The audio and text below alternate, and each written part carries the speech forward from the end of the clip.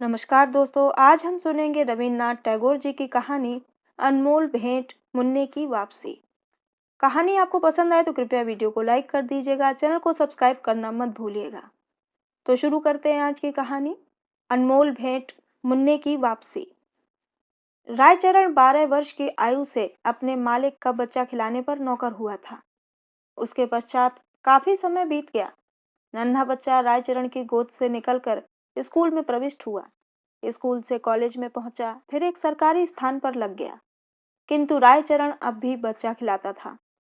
ये बच्चा उसकी गोद के पाले हुए अनुकूल बाबू का पुत्र था।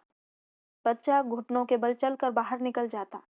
जब रायचरण दौड़कर उसको पकड़ता तो वह रोता और अपने नन्हे नन्हे हाथों से रायचरण को मारता। रायचरण हंसकर कहता, हमारा भैया भी बड़ा होकर जज साहब बनेगा। जब वह रायचरण को चन्ना कहकर पुकारता तो उसका हृदय बहुत हर्षित होता।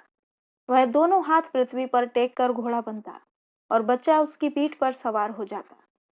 इन्हीं दिनों अनुकूल बाबू की बदली पद्मा नदी के किनारे एक जिले में हो गई। नए स्थान की ओर जाते हुए कलकत्ते से उन्होंने अपने बच्चे के लिए मूल्यवान आभूषण और कपड़ों के अतिरिक्त एक छोटी सी सुंदर गाड़ी भी खरीदी। वर्षा ऋतु थी। कई दिनों से मूसलाधार वर्षा हो रही थी। ईश्वर ईश्वर करते हुए बादल छटे। संध्या का समय था। बच्चे ने बाहर जाने के लिए आग्रह किया। रायचरण उसे गाड़ी में बिठाकर बाहर ले गया। खेतों में पानी खूब भरा हुआ था। बच्चे ने फूलों का गुच्छा देखकर जिद की। रायचरण ने उसे बहलाना चाहा, किंतु वो न माना। विवश रायचरण बच्चे का मन रखने के लिए घुटनों घुटनों पानी में फूल तोड़ने लगा। कई स्थानों पर उसके पांव कीचड़ में बुरी तरह धंस गए। बच्चा तनिक देर मौन गाड़ी में बैठा रहा। फिर उसका ध्यान लहराती हुई नदी की ओर गया। वह चुपके से गाड़ी से उतरा। पास ही एक लकड़ी पड़ी थी। उठा ली और भयानक नदी के तट पर पहुंचकर उसकी लहरों से खेलने लगा।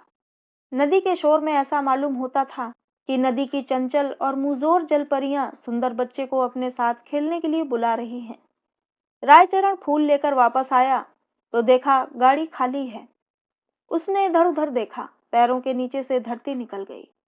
पागलों की भांति चहुं ओर देखने लगा। वह बार बार बच्चे का नाम लेकर पुकारता था, लेकिन उत्तर में चन्ना की मधुर ध्वनि न आती थी। चारों ओर अंधेरा छा गया। बच्चे की माता को चिंता होने लगी। उसने चारों ओर आदमी दौड़ाए। कुछ व्यक्ति लालटेन लिए हुए नदी के किनारे खोज करने पहुंचे। रायचरण उन्हें देखकर उनके चरणों में गिर पड़ा। उन्होंने उससे प्रश्न करने आरंभ किए, किंतु वह प्रत्येक प्रश्न के उत्तर में यही कहता, मुझे कुछ मालूम नहीं। यद्यपि प्रत्येक व्यक्ति की ये सम्मति थी कि छोटे बच्चे को पद्मा नदी ने अपने आंचल में छिपा लिया है, किंतु फिर भी हृदय में विभिन्न प्रकार की शंकाएं उत्पन्न हो रही थीं।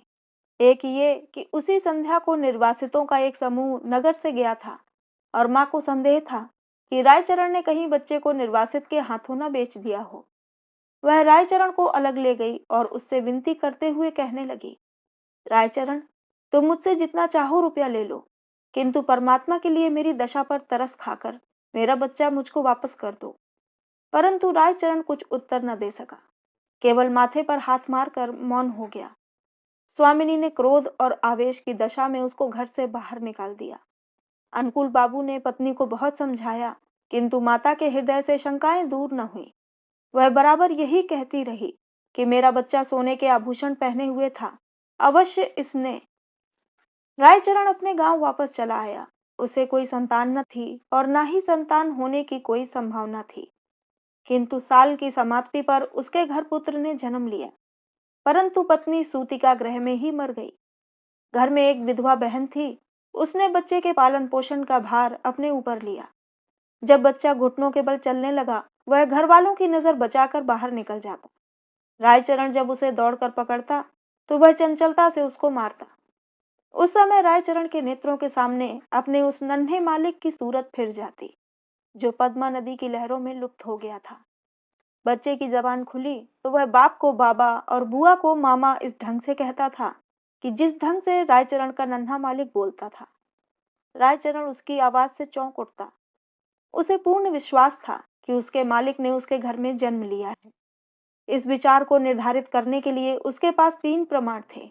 एक तो ये कि वह नन्हे मालिक की मृत्यु के थोड़े ही समय पश्चात उत्पन्न हुआ।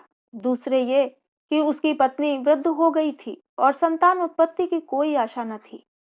तीसरे ये कि बच्चे के बोलने का ढंग और उसकी संपूर्ण भाव भंगिमाएं नन्हे मालिक से मिलती जुलती थीं। वह हर समय बच्चे की देखभाल में संलग्न रहता। उसे भय था कि उसका नन्हा मालिक फिर कहीं गायब न हो जाए। वह बच्चे के लिए एक गाड़ी लाया और अपनी पत्नी के आभूषण बेचकर बच्चे के लिए आभूषण बनवा दिए। वह उसे गाड़ी में बिठाकर प्रतिदिन वायु सेवन के लिए बाहर ले जाता था। धीरे धीरे दिन बीतते गए और बच्चा सयाना हो गया, परंतु इस लाड़ चाव में वह बहुत बिगड़ गया था। किसी से सीधे मुंह बात न करता। गांव के लड़के उसे लाट साहब कहकर छेड़ते। जब लड़का शिक्षा योग्य हुआ तो रायचरण अपनी छोटी सी जमीन बेचकर कलकत्ता आ गया। उसने दौड़ धूप करके नौकरी खोजी और फलन को स्कूल में दाखिल करवा दिया। उसको पूर्ण विश्वास था कि बड़ा होकर फलन अवश्य जज बनेगा। होते होते अब फलन की आयु 12 वर्ष हो गई। अब वह खूब लिख पढ़ सकता था। उसका स्वास्थ्य अच्छा और सूरत शक्ल भी अच्छी थी। उसको बनाव श्रृंगार की भी बड़ी चिंता रहती थी।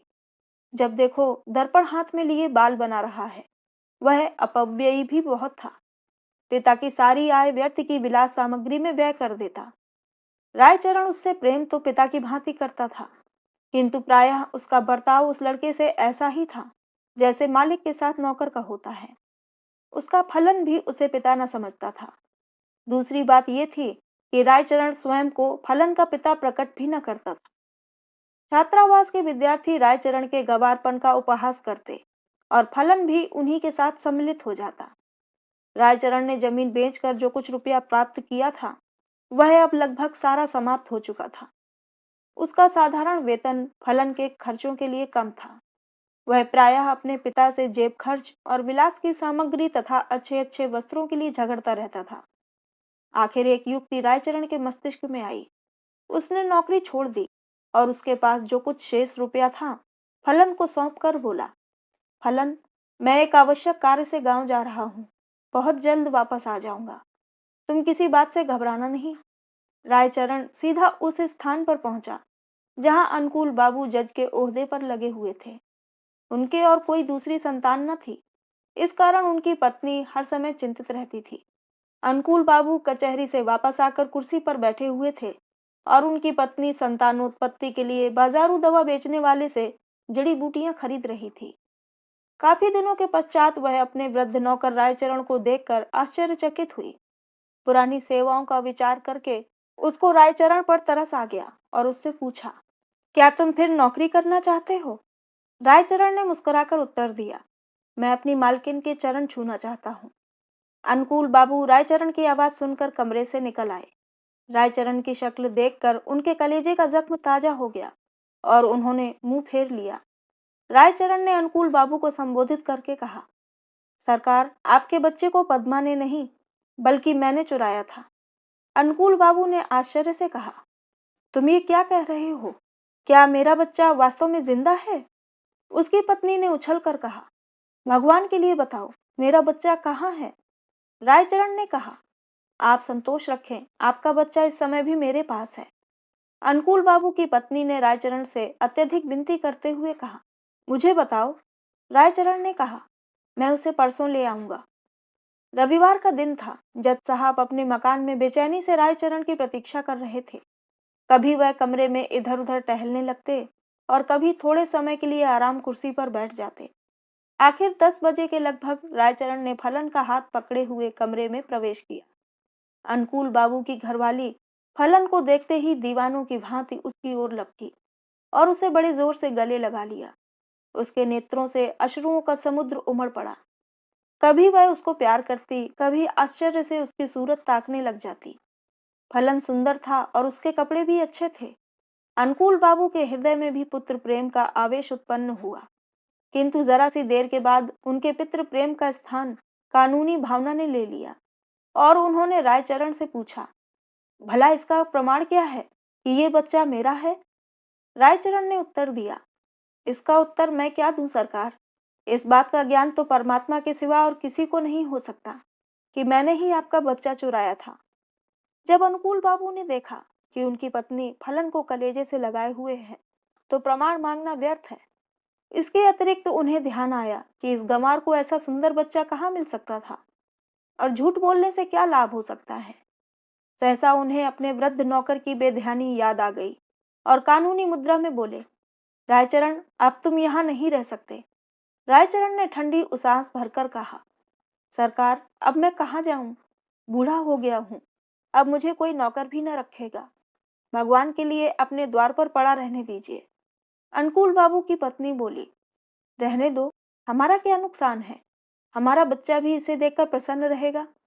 किंतु अनुकूल बाबू की कानूनी नस भड़की हुई थी। उन्होंने तुरंत उत्तर दिया, नहीं, इसका अपराध बिल्कुल क्षमा नहीं किया जा सकता। रायचरण ने अनुकूल बाबू के पांव पकड़ते हुए कहा, सरकार, मुझे ना निकालिए, मैंने आपका बच्चा नहीं चुराया था, बल्कि परमात्मा ने चुराया था। अनुकूल बाबू को गंवार की इस बात पर और भी अधिक क्रोध आ गया। बोले, नहीं, अब मैं तुम पर विश्वास नहीं कर सकता, तुमने मेरे साथ कृतज्ञता की है। रायचरण ने फिर कहा, सरकार, मेरा कुछ अपराध नहीं। अनुकूल बाबू त्योरियों पर बल डालकर कहने लगे, तो फिर किसका अपराध है? रायचरण ने उत्तर दिया, मेरे भाग्य का। परंतु शिक्षित व्यक्ति भाग्य का अस्तित्व स्वीकार नहीं कर सकता। फलन को जब मालूम हुआ कि वह वास्तव में एक धनी व्यक्ति का पुत्र है, तो उसे भी रायचरण की इस चेष्टा पर क्रोध आया कि उसने इतने दिनों तक क्यों उसे कष्ट में रखा। फिर रायचरण को देखकर उसे दया भी आ गई और उसने अनुकूल बाबू से कहा, पिताजी, इसको क्षमा कर दीजिए। यदि आप इसको अपने साथ नहीं रखना चाहते तो इसकी थोड़ी पेंशन कर दें। इतना सुनने के बाद रायचरण अपने बेटे को अंतिम बार देखकर अनुकूल बाबू की कोठी से निकलकर चुपचाप कहीं चला गया। महीना समाप्त होने पर अनुकूल बाबू ने रायचरण के गांव कुछ रुपया भेजा, किंतु मनी ऑर्डर वापस आ गया क्योंकि गांव में अब इस नाम का कोई व्यक्ति न था। तो दोस्तों, ये थी रविन्द्रनाथ टैगोर जी की कहानी अनमोल भेंट मुन्ने की वापसी। कहानी आपको कैसी लगी हमें कमेंट में ज़रूर बताइएगा। चैनल को सब्सक्राइब करना मत भूलिएगा। तो मिलते हैं अगली कहानी में। कहानी को पूरा सुनने के लिए बहुत बहुत धन्यवाद।